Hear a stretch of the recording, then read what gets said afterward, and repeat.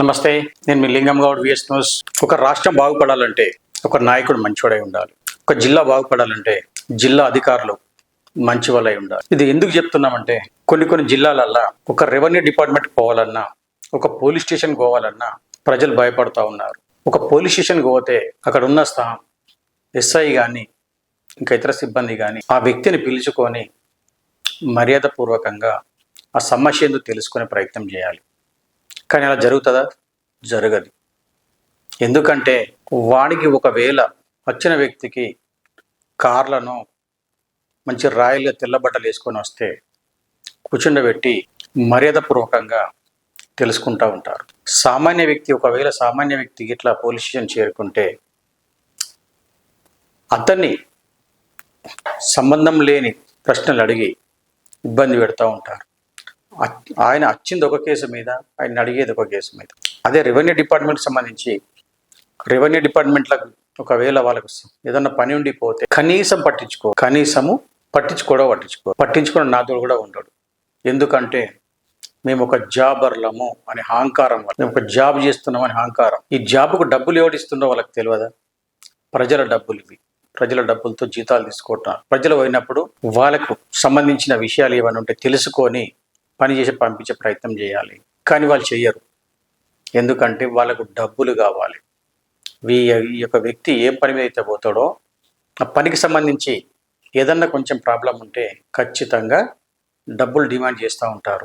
ఒక revenue department కావచ్చు, ఇక్కడ పోలీస్ డిపార్ట్మెంట్ కావచ్చు. అదే పోలీస్ డిపార్ట్మెంట్ తీసుకుంటే కొన్ని సందర్భాలలో ఇరు వర్గాలను, ఒక వర్గాన్ని మంచిగా చూసి రెండో వర్గం ఇట్లా కొంచెం వీక్గా కనిపిస్తే బెదిరిస్తూ ఉంటారు. నాటకాలు చేస్తున్నావా, చెప్పినట్టు వింటావా లేదు అన్నట్టు బెదిరిస్తూ ఉంటారు.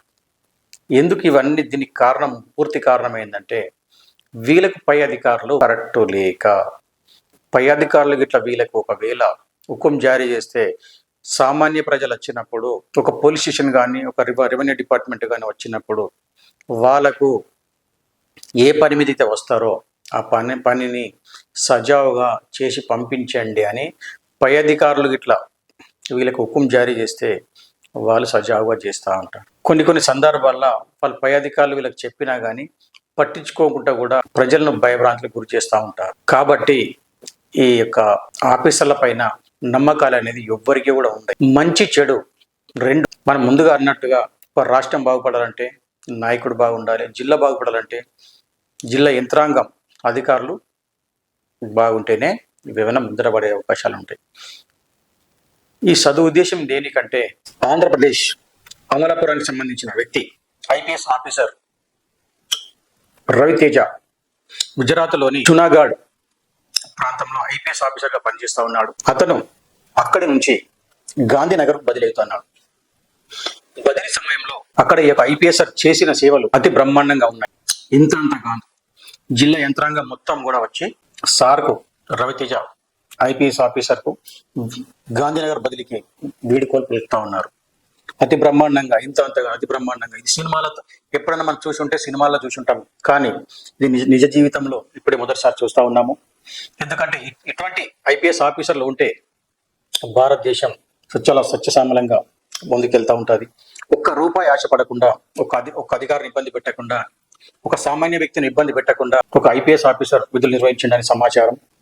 ఇందుకు కారణం సార్ వీడుకోలుకు ప్రజలు, గవర్నమెంట్ సంబంధించిన ఆఫీసర్లు, ఈ పోలీస్ డిపార్ట్మెంట్ సంబంధించిన ఆఫీసర్లు, సామాన్య వ్యక్తులు కూడా చాలా మంది పాల్గొని సార్కు వీడుకోలు అయితే పలకడం జరిగింది. అది బ్రహ్మాండమైన వీడుకోలు. ఇటువంటి ఐపీఎస్ ఆఫీసర్లు ప్రతి ఒక్క జిల్లాలో కూడా ఉండాలని, ఉంటే ఈ ప్రజలు కూడా చాలా బాగుపడతారని ఈ యొక్క ప్రజల ఆవేదన. ఎందుకంటే ఇటువంటి ఆఫీసర్లు పోతా ఉంటే అక్కడ కింది స్థాయి ఆఫీసర్లకు కూడా ఒక రకం బాధలు, ఒక రకం సంతోషము. ఎక్కువ బాధనే, సంతోషం అనేది తక్కువనే.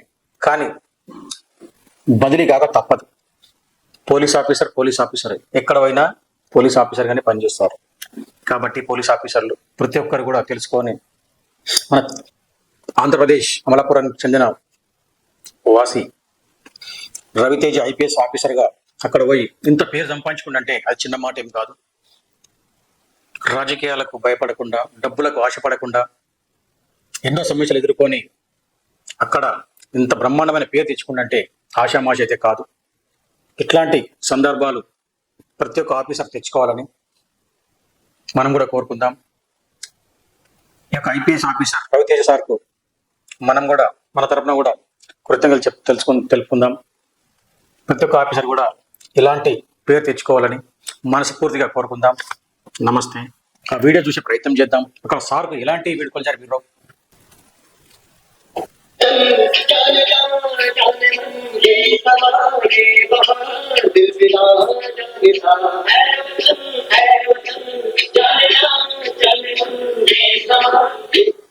సార్కు పూలమాలతోటి పువ్వులతోటి రోడ్డు మొత్తం చల్లుతా ఉన్నారు.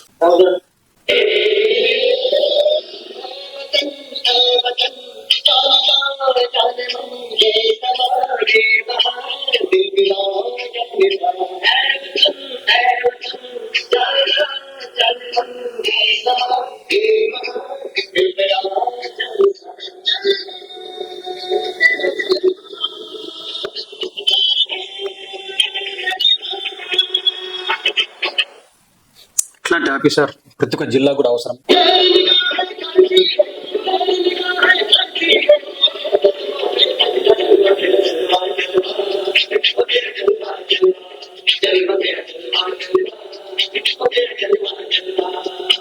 మనం ఎప్పుడన్నా చూసి ఉంటే సినిమాల తరహాలో చూసి ఉండొచ్చు, కానీ నిజ జీవితంలో ఎప్పుడు కూడా ఎలాంటి సందర్భాన్ని ఇట్లా చూడలేము.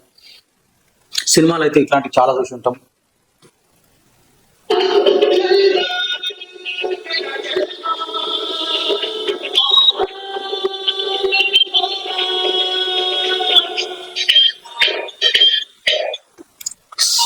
సార్ను కార్లో కూర్చోబెట్టుకొని తాడు బట్టి లాగుతున్నారు అంటే ఎంత ప్రేమ ఉంది సార్ మీద. సార్ చేసిన పనులు ఎట్లా ఉన్నాయి అది మనం అర్థం చేసుకోవాలి.